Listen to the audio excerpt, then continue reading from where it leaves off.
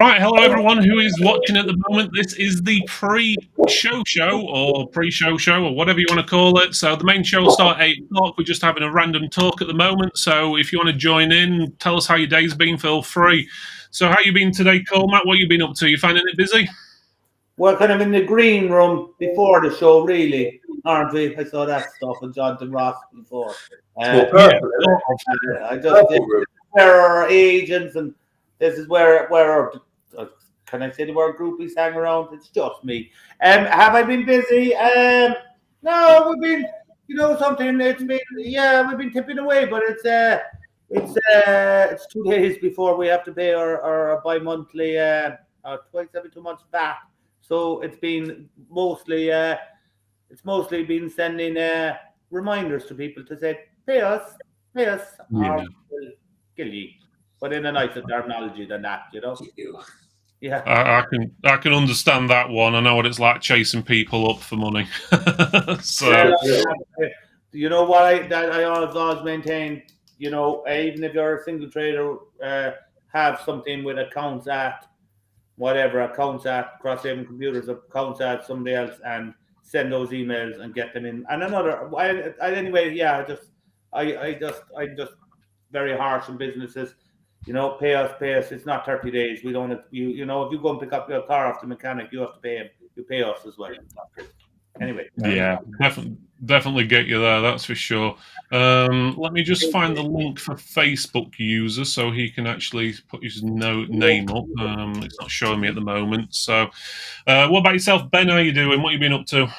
Yeah, good. Thanks, Phil. Really, really busy at the moment. And I used to always complain January was too quiet. Well, I got my comeuppance.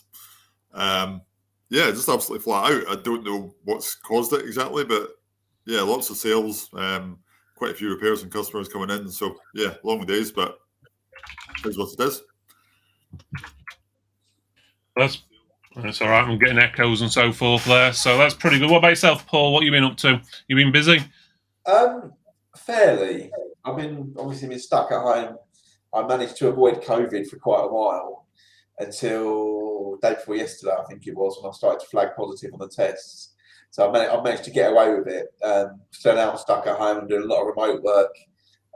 Got bits and bobs coming in. It's mostly support, mostly contract support. But I'm making use of the spare time to either study, because I want to move my career, come away from IT support, more into IT security. I've been doing a bit of studying and learning, and I've also been sprucing up our backup strategy.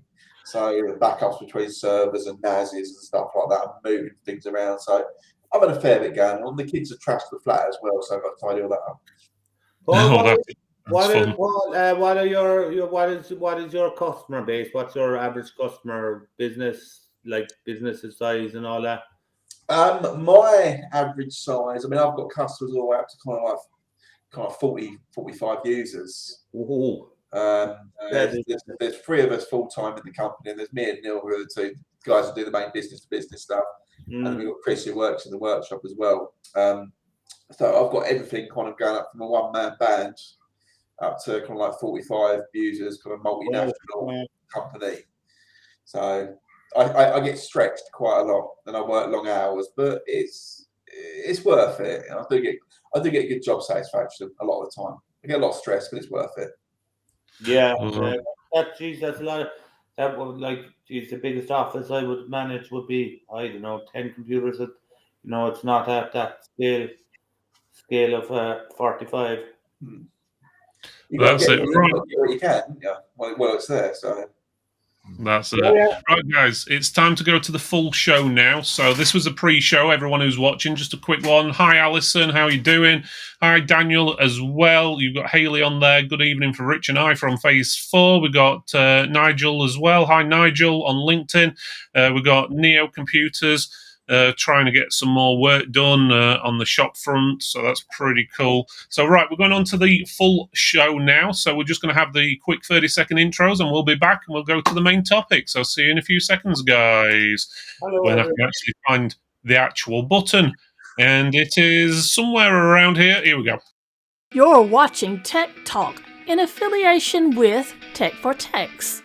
We're a community that supports independent trade with the help of vendors and distributors.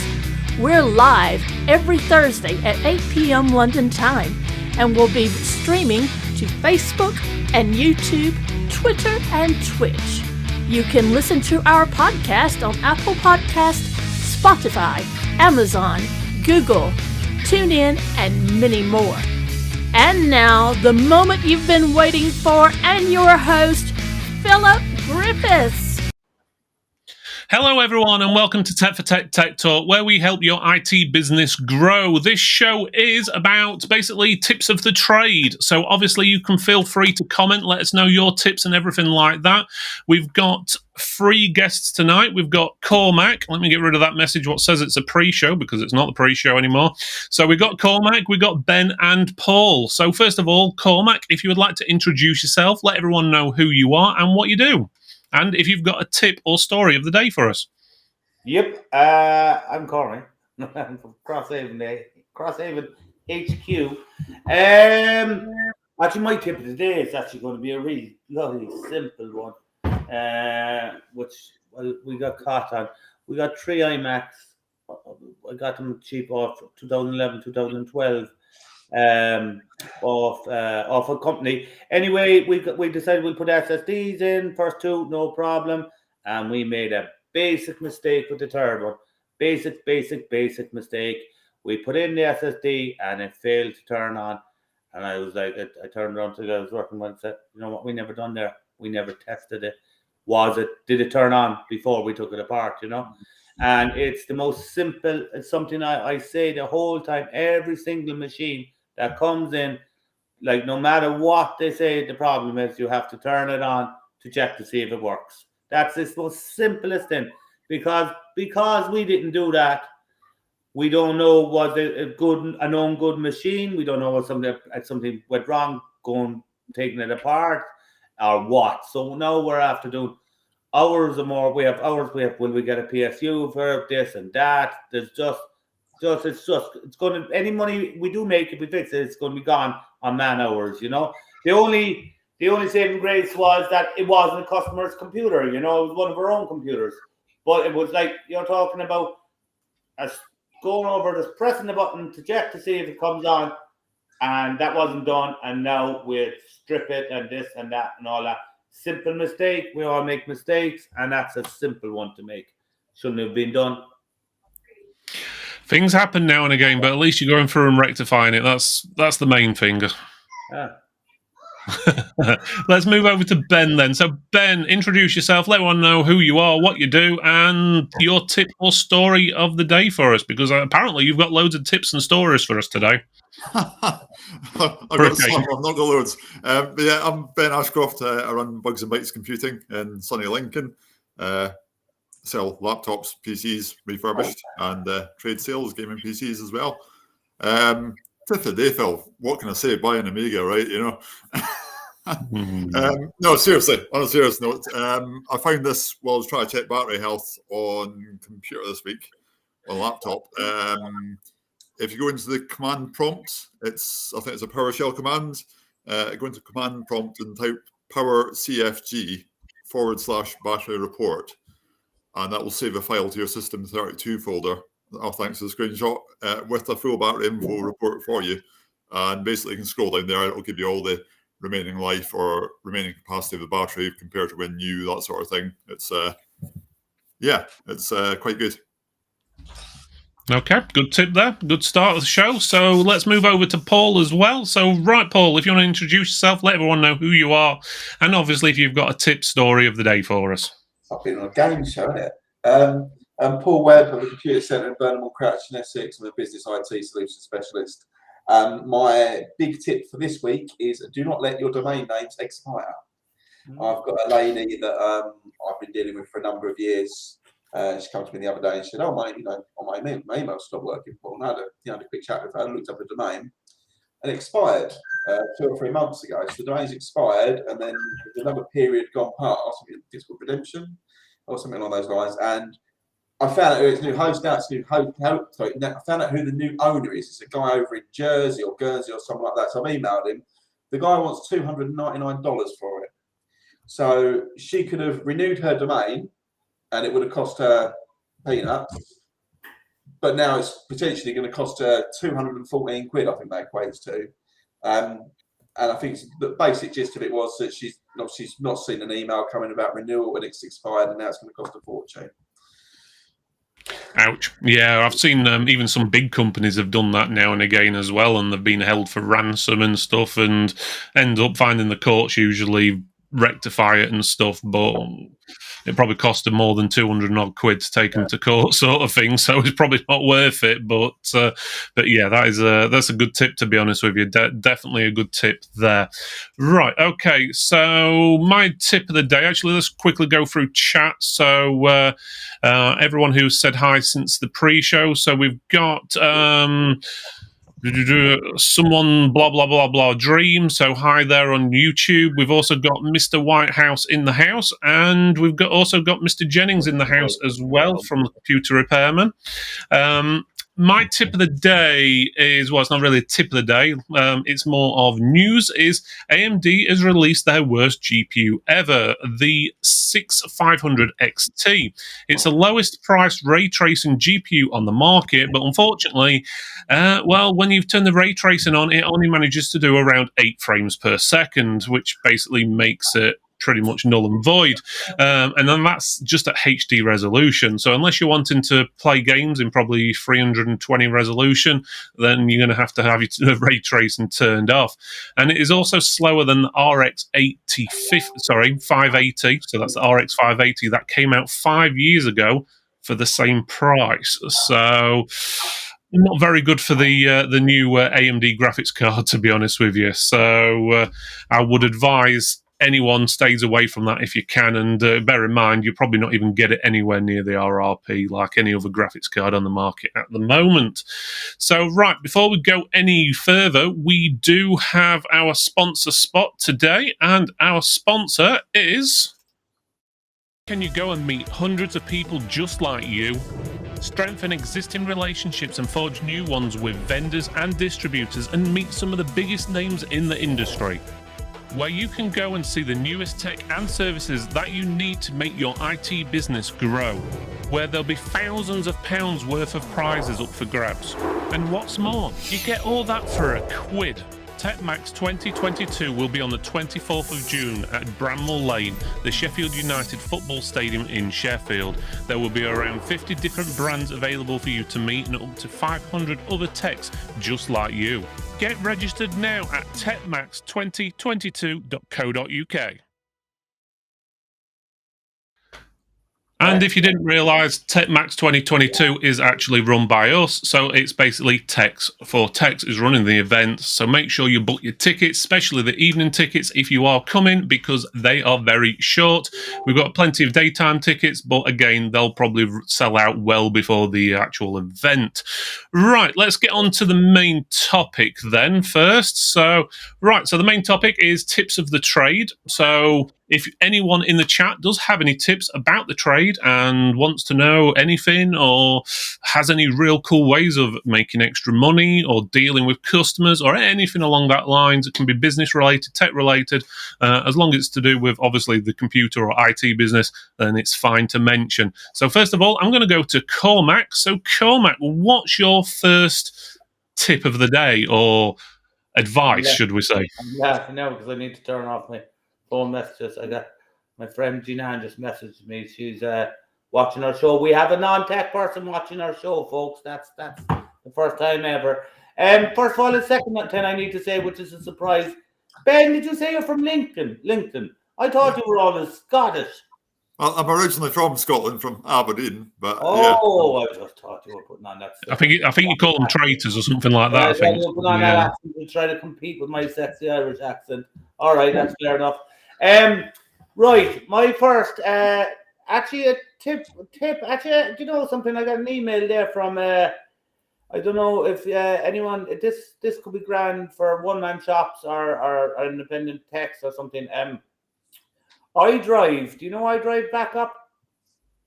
iDrive, and anyone ever use iDrive backup? As in live, LIVE drive. Oh, iDrive as in I, and then the word drive. iDrive backup. I've heard of it. I used to use it before we moved over to Cloud Dolphin. Cloud Dolphin is it's just more for industry, and iDrive is grand. I think it's like around 50 quid a year or 70 quid a year or something. But you get, I don't know, €2 a referral every quarter. I don't know. I get 100, 150 quid every quarter. But they have a new bounty system out there. They sent that you can get. They'd be grand for residential customers, who you don't want to manage, you know. But they do, for every residential customer that signs up, you get a one-off $40. So that's actually not bad if you want to manage a residential customer. In a sense, you just say, right, there you go. They just click your link, your partner link. You get the 40 quid. You're not in charge of their backup. It's not a bad way. Like, I don't want to resell. Like, I resell, obviously, cloud backup to business customers, but I'm not reselling it to Mrs. Murphy who lives up the road. I don't really want the hassle of the sale of that one, you know. But it's definitely that iDrive partner program, 40 quid for signing up a home customer. It's not bad, you know. Okay, yeah, that sounds pretty good, to be honest with you. Anything's good if you can get either referral fees on it or obviously recurring income from it, so you can't complain. Let's just go to Daniel next. So Daniel is saying, a handy tip, always get the customer to read and sign the terms on a job sheet. Come across one that the device was sitting around for 4 months-ish, dead, then the customer came in to collect it. It could have been the property of the business at that point, or even disposed of.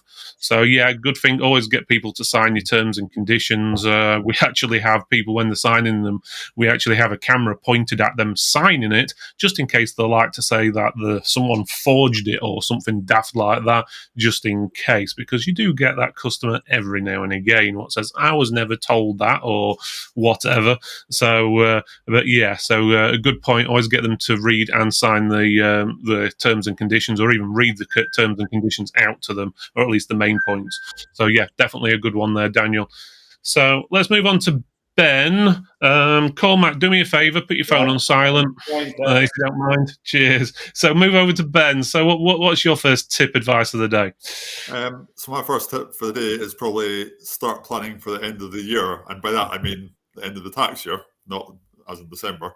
I mean, my personal circumstance, I'm hoping to get a mortgage in April, May time.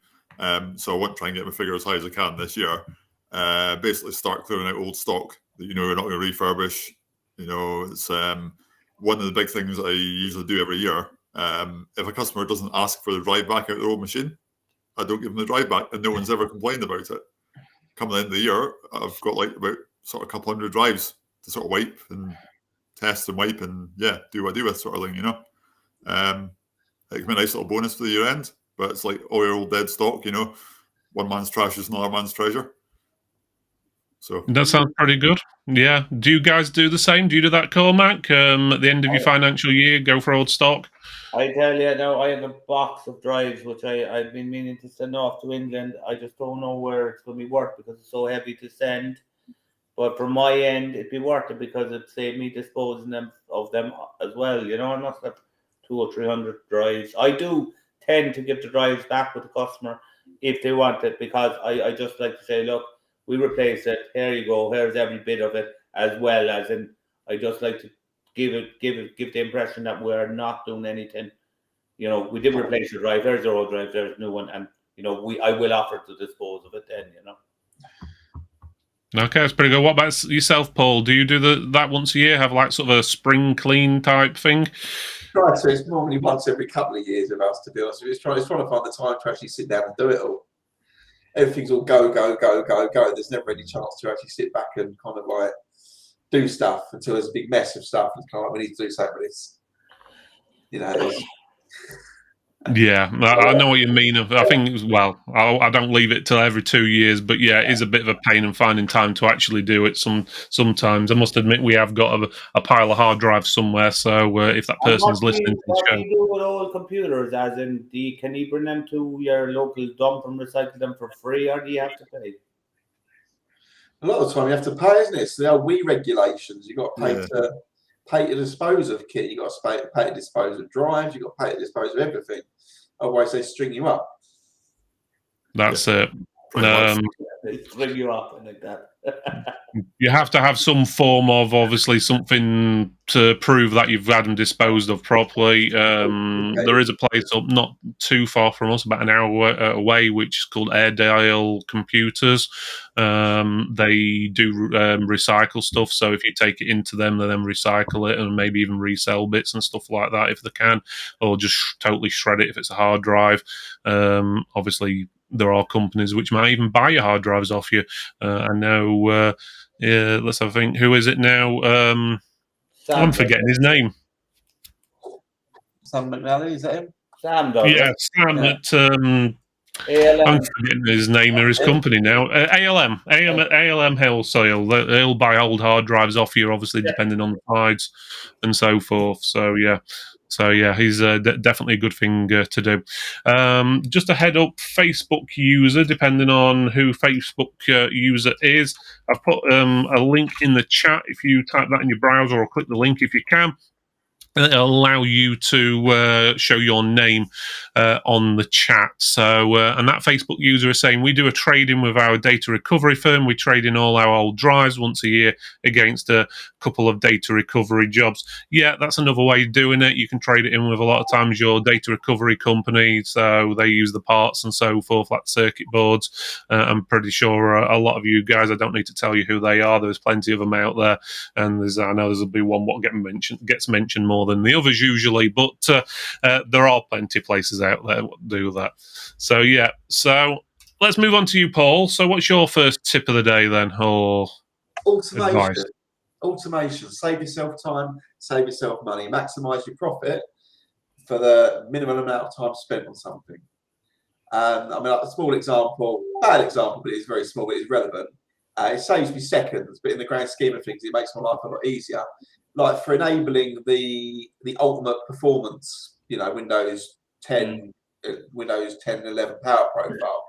That, for example, it only truly takes me seconds, but otherwise I've got to load up PowerShell, I've got to look up the command, I've got to paste it. Sorry, not PowerShell, but command, I've got to paste it. I'll just put it in a batch script. I run it, and it applies the power. It enables the power profile, and it brings up the command, the control panel thing, and I select ultimate performance. I sent a link to a friend yesterday. Actually, it's about a guy, I think it was in America. He's basically automated his whole job, and he gets $90,000 a year for doing nothing because his job just runs. That's lovely. Yeah, it's like we've got an RMM called Ninja, and every week I've set up an automated schedule.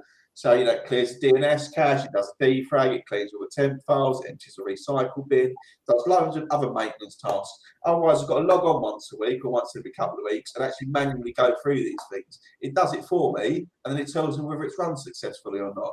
Batch scripts are great. I've got batch scripts that will copy data from one location to another. I don't need to do a thing. It just does it all for me. Saves me time. Yeah. And the customer doesn't even know anything about it. You never get any appreciation for it, but it does it, and it keeps it all working.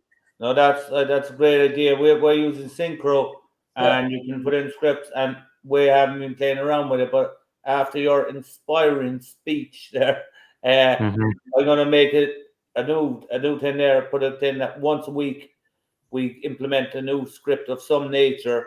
That's a great idea.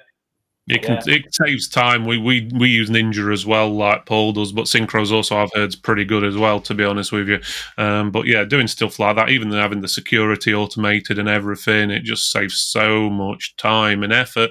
But as you said, we send a report to the customers, like automated again through Ninja every month, basically just to let them know what we've actually done to the machine, because otherwise they don't even realize you're doing these things because it just runs in the background or when they restart the machine. So we make sure we email them a report rather than them thinking they're paying us money to do nothing, basically. So and again, that's all automated, saves time, and it's we check the system a couple of times a day, just make sure there's nothing showing up red or any emergencies or anything like that.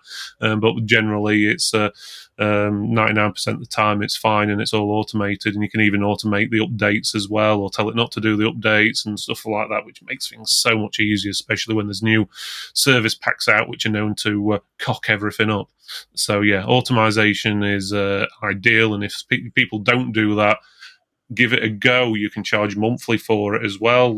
If you don't already, if you're just a repair shop, get yourself some reoccurring money. You get yourself a lot. It all adds up. It may only be a few quid from one customer and a few from another, but add that up over a year with all the customers, you'll suddenly pay your rent for your building. So if you have a slow month, hey, at least you've got your reoccurring money coming in. But see, what you said there, what we've been doing, we were a little quiet today and yesterday and even last week. We're still busy, and the problem's finding the time. But, you were saying that, Paul, it saves a couple of minutes. Like I've been using Synchro for the last couple of years.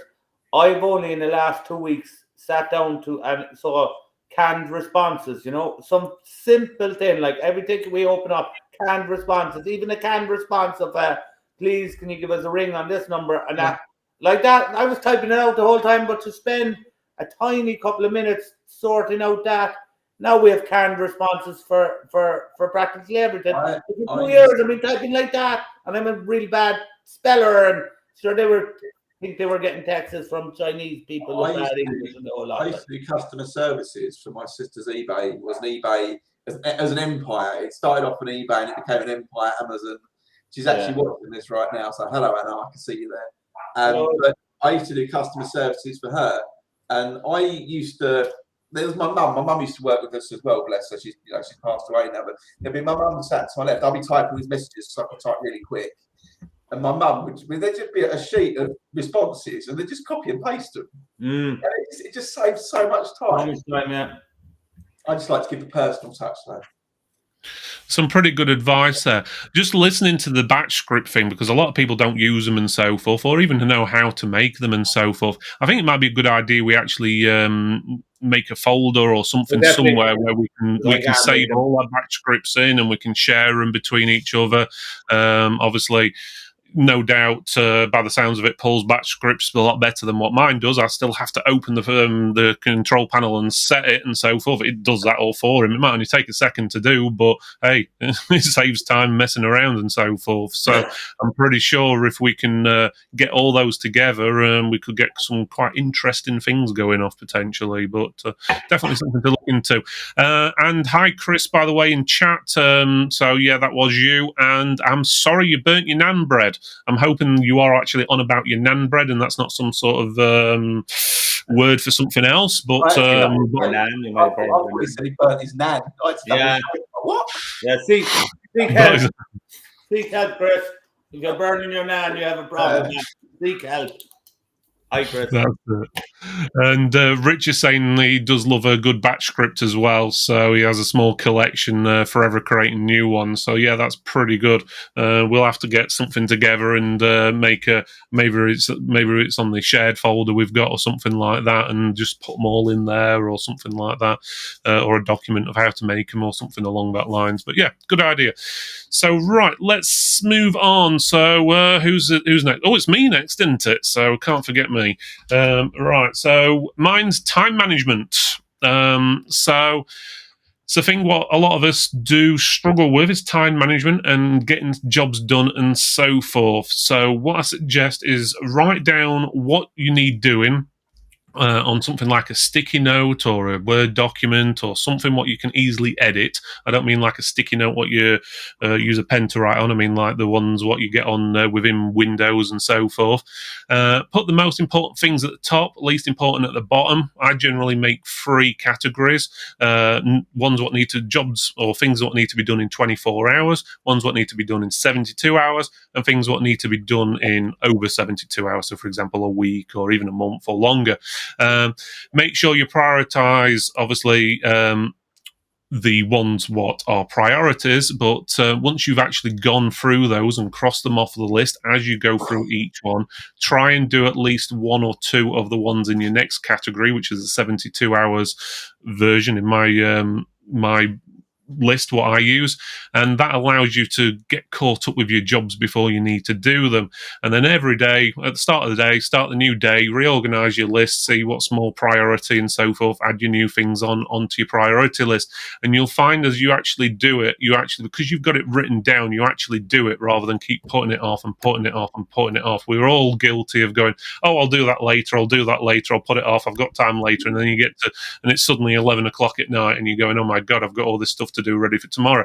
So actually writing it down, having it somewhere visible, even if it's like a notice board or something in your house or something like that, or your office or whatever, or a chalkboard, just write it down and cross it off when you've done it or rub it out, and then you know you've done it, and then you'll have some sort of a sense of achievement at the end of the day.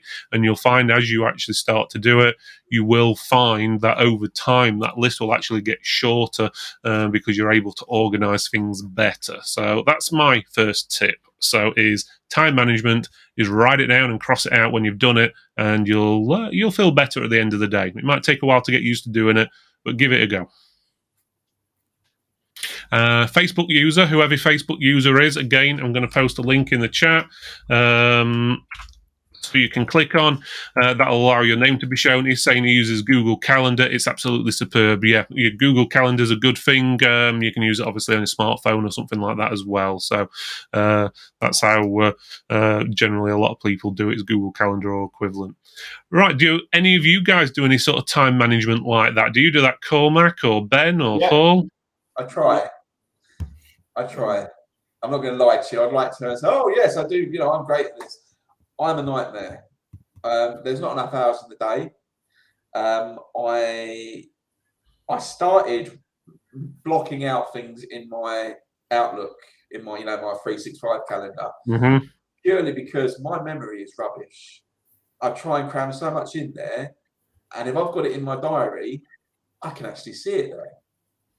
One thing I have started doing over the years, and it's a bit hardcore, but I've got Google Timeline turned on. If I go somewhere, it logs it. It tells me how long I've been there, how long the journey's been, how far I've travelled, etc. And if I've forgotten something, I can look at that and say, I've been there for that amount of time, and I can invoice for it. That's nice. Good idea. That definitely brilliant.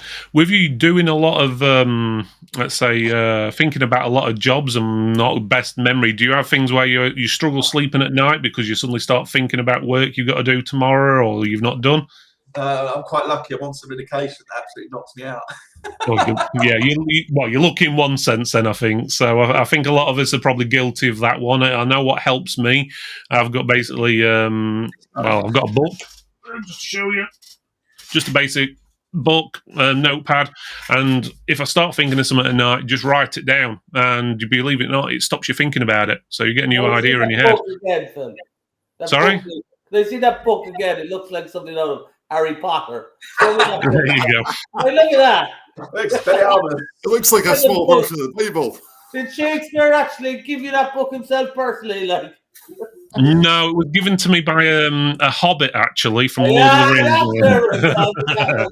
Cool book, though, I'll give you that. Well, cool. Yeah, it's just handy wary, and you can just change the papers inside when you've used them, so you can just keep reusing it and so forth. So, sorry? Are you a yuppie like Delboy? Oh no. I don't carry it around with me. Generally, I just leave this in the house, but I put all my notes and stuff like. I do actually put my notes when I'm thinking of things. So if I get ideas, for example, the TechMax event, hint, 24th of June, everyone, if you didn't hear, I write all my notes and stuff, ideas and different things in there. Even if it's something I don't actually do then and there, I can revisit it later and so forth. And you'd be surprised how many things you think of throughout the day, and then by the end of the day, you forgot all about thinking them. So it's always a good place to have something to write stuff down. It's easy to put it in a Word document, but you haven't always got a Word document open or whatever, where a notepad you can just have a pen to write down really quickly. A quill and write it down, man. Yeah, could use a quill as well if you want. I discovered how I'm getting to TechMax as well. I have to fly to Manchester from Cork, and then it's an hour down to Sheffield. That's your English. I meant to say that's. Yeah, you'll go over the peaks probably. Wow, stay off the moors. So, yeah, you should be all right as long as there's no snow, which there shouldn't be in June. You'll be fine. I'll be worried if there was snow in June. Right, okay, so Mr. Jennings is saying his top tip is... Sorry, what was that? Read that one out. That's a long one. Yeah, it is a long one. He's saying basically, Mr. Jennings, his top tip is on pricing. Don't project your value of money onto the customer, nor underestimate the value of your knowledge and service to them. The customer will always almost value what you are providing more than you do. And God, I'm getting lost now on here. It's disappearing on my screen. Let me just get it back on. Yeah, I can't see that. Mr. Jennings writing an essay, I think, near enough. So, right, here we go. The customer will always value what you are providing more than you do, and where you might think £50 is a lot of money to ask for, they may think £50 is cheap. Test your pricing by increasing it by small amounts and do it regularly. Start tomorrow, put it up by £5 and see what happens. I couldn't agree more. To be honest with you, I'm always telling people, put your prices up, because even if you stick your prices up just by a £5, if you put, so let's just say your normal charge is £50, you put a £5 on it, you're putting your prices up 10%, and that means you're going to be earning 10% more doing that job throughout the year. If you do 10 of those, obviously a week or one a day, let's say, it soon adds up into the thousands, and the chance you're going to lose a customer over that £5 is very unlikely. And you can afford to do it by all the extra money you're going to be earning. So yeah, definitely agree with that one. What about yourself, Cormac? Do you agree about putting your prices up? I tell you what, I do. I have done, and I took your advice last year, and I am, and we're doing it as well. And you know what I also have? I have a tappers tax. That's what I call it. You know, sometimes you have to deal with a couple of customers who are just stressful. You might be regular customers. To deal with them, first of all, I won't. If I don't want to deal with a customer, I won't deal with them anymore. But sometimes I'll just say, right, I'm putting a tappers tax on that, and I'll turn around to my girlfriend and say, we're going out to dinner on that because we're throwing a little bit extra on that bill too. There's still a fair bill, but from dealing with the crap that I have to deal with at times, I'll just say, you can look at them and go, Fran, keep talking. I'm going out to dinner soon on your crap. So thank you for that. And it's actually not in any way taking advantage of the customer. It just keeps me more in a frame of mind to be able to deal with them. So a tappers tax. I love your honesty. I just love your honesty. Yeah. Sure. I've heard that tax called many other things before, and they start with a T as well. But I'm not going to repeat those on here. So, but yeah, so that's a good thing. If you've got a problem customer that causes you more problems, or causes you more work, well, charge them more. You're doing more work for them, so why not? So we're very fair in pricing and very honest in pricing. But no, there's sometimes where I'm going, nah, I need this for my mental well-being, and it's all about that. That's it.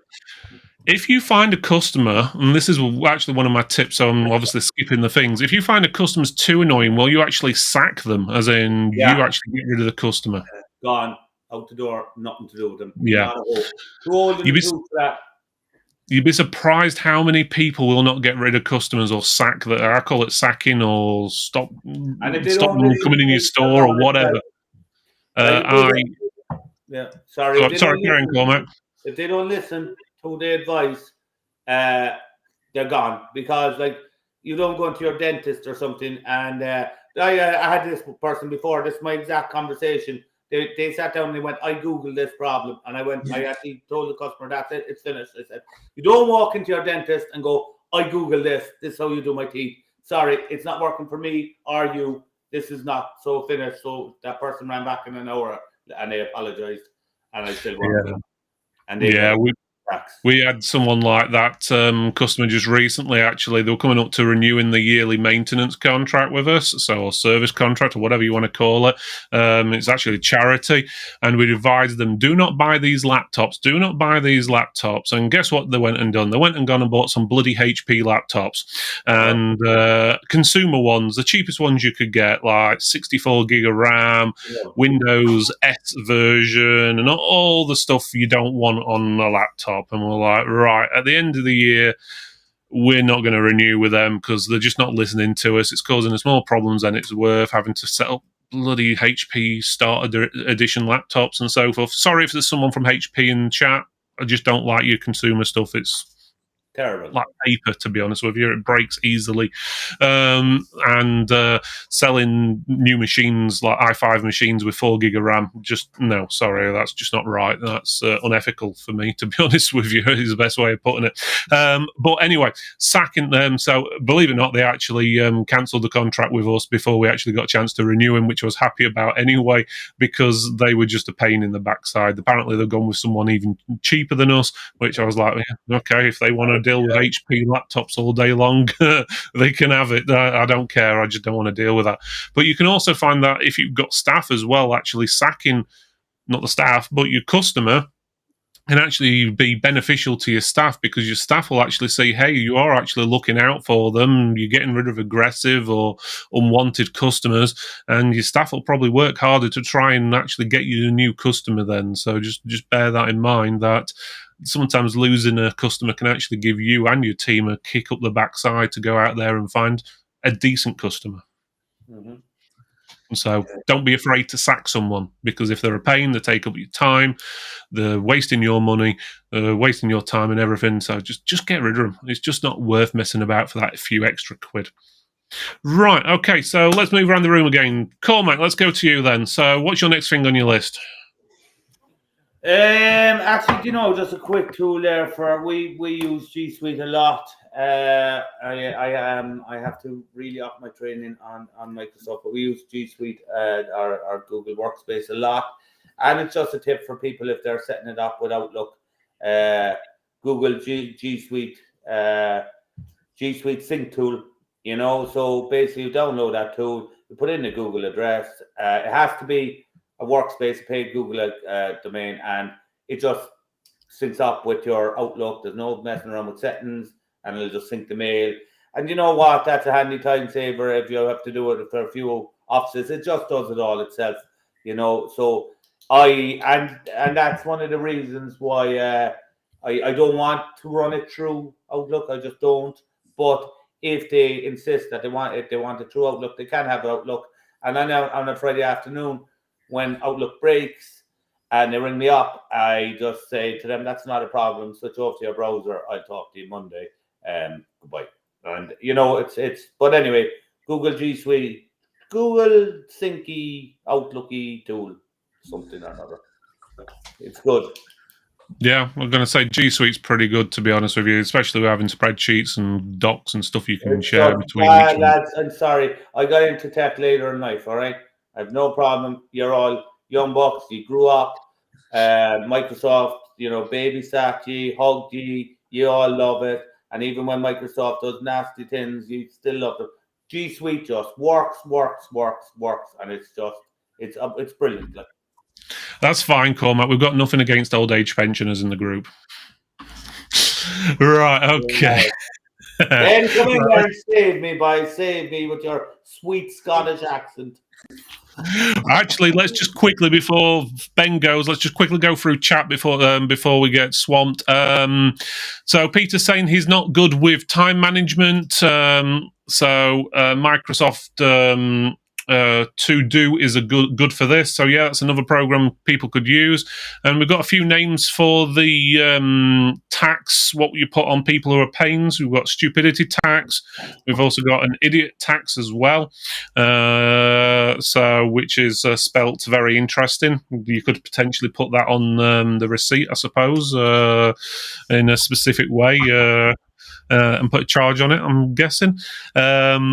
Jeff, let's have a look. We've got always be prepared to let a customer go if they aren't a good fit, aka pain in the arse. Yeah, there's plenty of those pains in the arses out there. You're better without them, to be honest.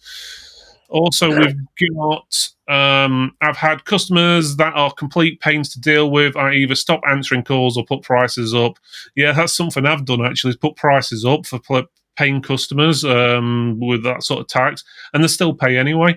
They'll complain about it, but they still pay anyway, so it doesn't always get rid of them, but obviously at least you're earning a bit extra cash. I was That's all. I was told a long time ago, you choose your customer, they don't choose you. Yeah, I suppose that's right in a way, because you're the one who's choosing how you're advertising and what sort of customer you're choosing. And then obviously you can easily say, no, I don't want to work with you, or you're not the right fit, or so forth. And then we got Mr. Whitehouse again. Anybody here got clients using the free version of Google Workspace, which is not being removed? We don't, thankfully. I don't. I don't know if anyone has. What Peter, and hello Peter, I think what Peter said, there was a deal there, they got grandfathered in many years ago, so they were actually using the paid version of Google Workspace, but they had been grandfathered into a free account. Tell me if I'm right or wrong about this, Peter, by the way.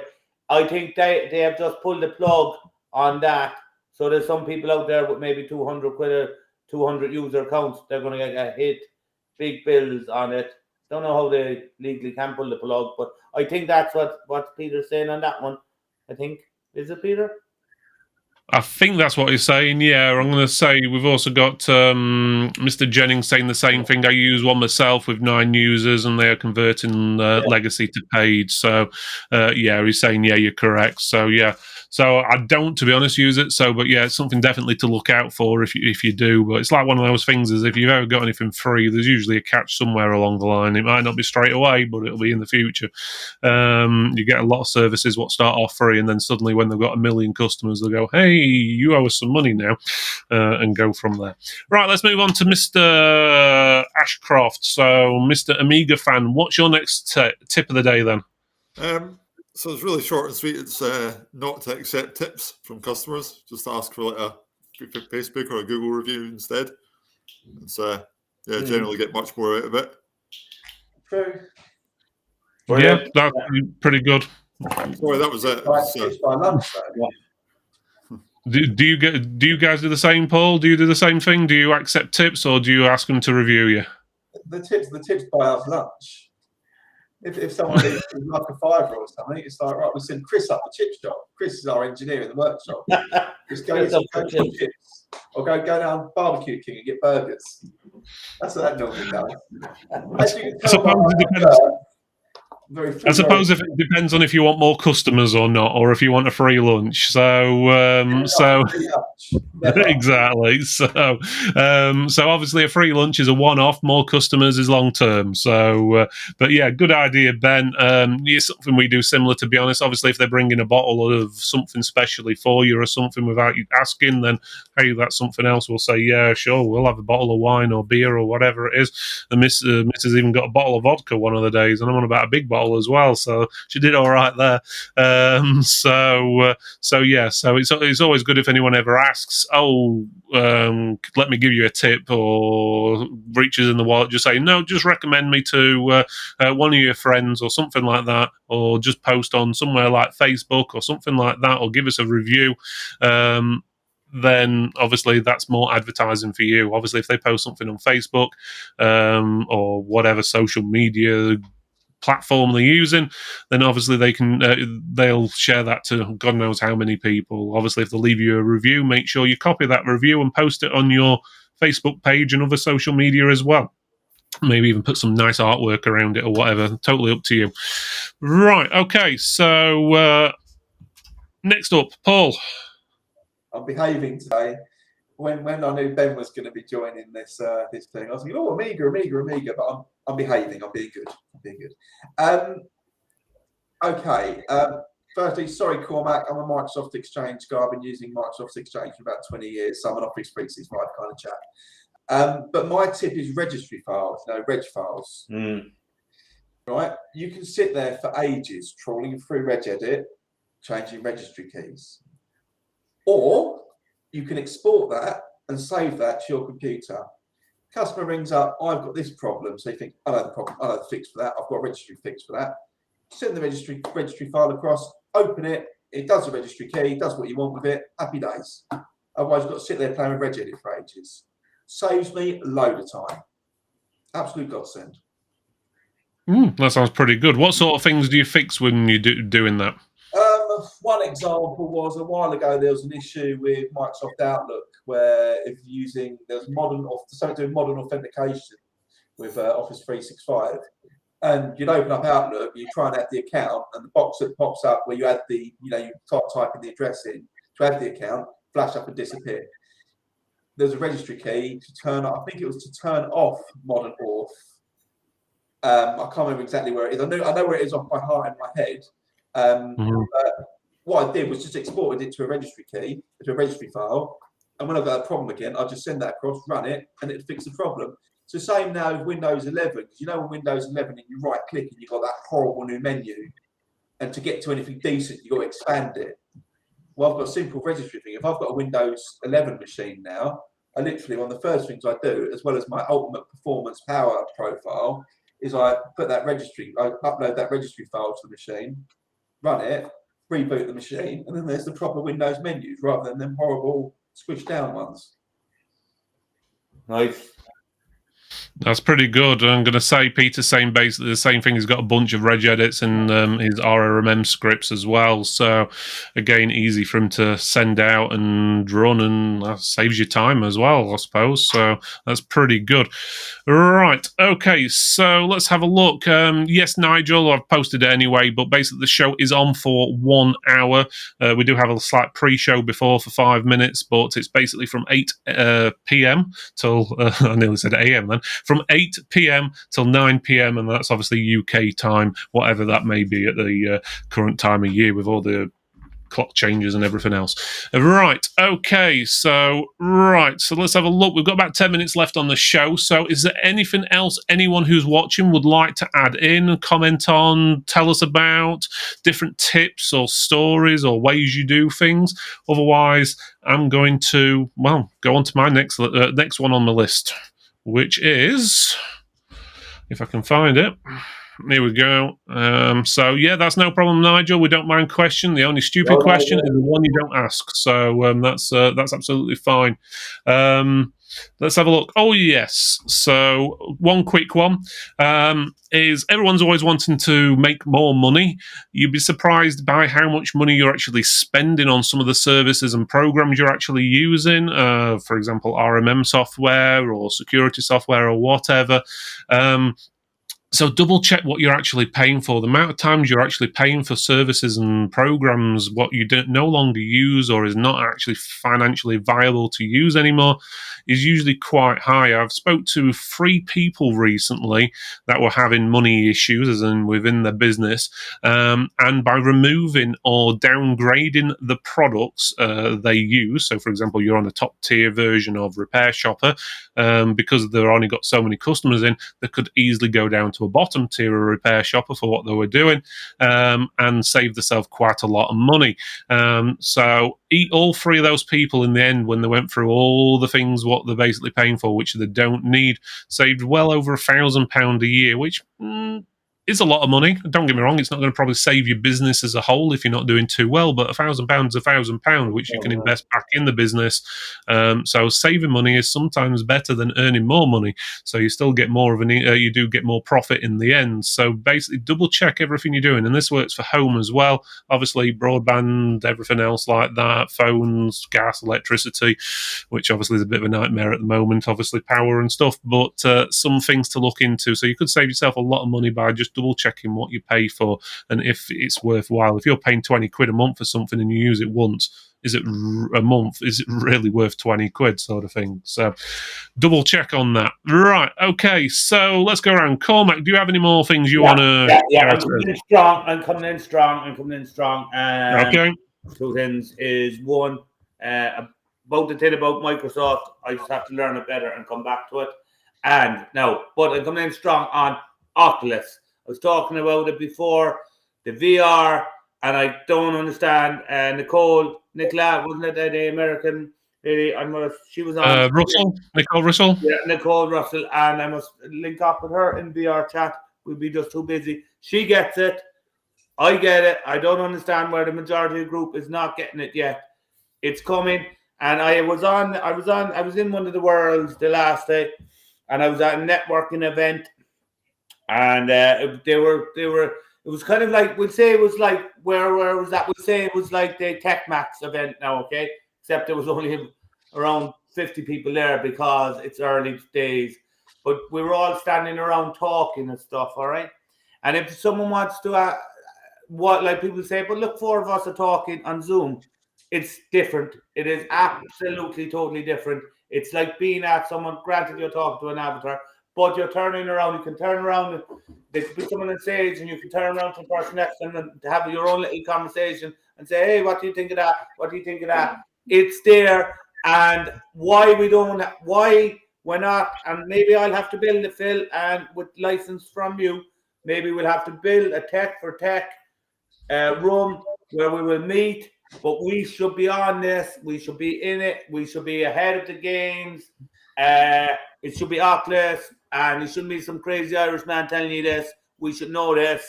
And Paul, we could go to a rave there, man. We could relive the 90s, what we remember of it. It's just like that's what it is. We should be. We feel you're a smart man. All right. You should be on this. We should have a room for tech. We should be doing a podcast live from VR, and that's my strong thing. I can't tell it anymore. I just need some of you to buy headsets. I'm so lonely in VR. I need friends. Will you become my friends in VR, please? Sorry, Peter's comment. What? Peter's comment. Yeah, I know. That's why we're all smiling. That's it. Peter, come and meet me in the VR world, Peter. Yeah. Come and meet So there we go. me in the VR world. I think a lot of people VR-wise are a bit skeptical because it's sort of been out and around for a little while now, and it's not caught on probably as much as some people liked, or they think it's a gimmick. But yeah, it's definitely something I'm definitely got on my list of things to look into to do more. So obviously, if you're organising something, let me know. I'll get myself some sort of headset. We're building a room. We're building a room here. I told Phil an idea. I just want to keep it to myself a while. We're building a room. You might laugh at me now, but it's not like I'm trying to sell you Dogecoin or anything. But I think we need to. I do think from a business perspective, and Peter, I am not lawnmower man. Stop it. But I do think from a business perspective, there's something there, boys and girls. There is. And that's my so if you did have some sort of crypto coin, Cormac, what would you actually call it? Like Lucky Rainbow Coin or Clover Coin? The Cormac Chicken Coin. The Cormac Chicken Coin, yeah. No, I don't know. You know, yeah. Right. There is. Peter, you're showing your age as well. No lawnmower man, unless they made a reboot of it. No, I don't think they did. I think it was that bad they didn't bother. Right, let's have a quick go round. We've got 5 minutes to go. So, Ben, do you have anything else you'd like to add? Any other advice or anything like that? Yeah, any of the companies out there are VAT registered. Look a bit more closely at the VAT scheme you're on. I've just moved over to the margin scheme. I was on the flat rate scheme, and it's saving me quite a few £1,000 in VAT a year. So you heard it, everyone. Ben is buying drinks at TechMax 2022 because he's saved loads. No, I'm only kidding. The drinks are already being paid for by someone else, so you don't have to worry about that. Yes, that's brilliant. That Leprechaun, yeah, that's definitely a good one. Definitely. Yeah, pay your VAT margin with Leprechaun. Sorry. Oh dear. Right, let's move over to Paul and his intruder. It's live, lads. It's live. I've got another one as well. I've got a dog next to me. Hello, dog. Do you mind on the toilet? I'll take that for Lou in a minute. All I'm going to say is at least he had one piece of clothing on. Years ago, I mean, like I'm talking like, I'm just going back on IMDb quickly. 1993. Do you remember Craig Charles was involved in a virtual reality show? Oh, called Cyberzone. Do you remember? Oh God, I remember even. Yeah. A Ruger warning, wasn't it? Do you remember? Yeah, I can only remember it. Well, he was in Red Dwarf. I don't really remember it that well, but I remember him doing something. Yeah. I just remember Red Dwarf and Robot Wars. Yeah, a virtual reality game show. It's called Cyberzone. I couldn't remember the name, but it's called Cyberzone, apparently, according to Google. Well, fair play to you for remembering the 90s in general, man. I'm impressed with that. I'm a sponge for information. Yeah. When it comes to maths and stuff, I'm rubbish. But when it comes, if you could ask me what nuclear bomb went off, what nuclear test somewhere in America in the 50s, I'd probably spout that off. But ask me to add up something, and I'm rubbish. I just absorb information. We'll take your word for that one. So apparently Richard Creedy says he can be found on IMDb. I'm hoping it's not a dodgy version of IMDb or anything like that, Richard. So if you'd like to give us a bit more info, obviously if it involves taking clothes off or anything like that, we're probably not too interested on this show. You can tell us afterwards, but... Right, guys, I think that's pretty much it for the show tonight. We're at 9 o'clock, so I'd just like to say thank you, everyone, for watching. If you are interested in joining Tech for Techs and you're not a Tech for Techs member, make sure you go to the web address which is in the link. So we've got facebook.com/groups/Tech for Techs, or you can go to our website, which is tech4techs.co.uk/join. When you do, click on the join button, make sure you fill in all the questions, because if you don't fill all the questions in and say yes, you agree to the rules, we're not going to let you in. It's as simple as that. And if your answers to the questions are a bit dodgy, I'm still not going to let you in anyway. So simple as that. So make sure you do. It's totally free to join. We don't charge anything. We do have another live show next week, so if anyone's interested on being on that show, let us know. I think Ben's actually wanting to be on that show as well next week with us, and it's called Make Me Money. And I think everyone here who's watching probably wants a little bit more money, so we're going to be talking about tips of how to make more money. So we'll see you guys obviously next week, same time. It's always 8 o'clock on a Thursday night, so that's 8 p.m. on a Thursday night. So again, see you everybody next week, and again, thanks for watching and thanks for supporting local independent businesses. And invest. Good night, everyone.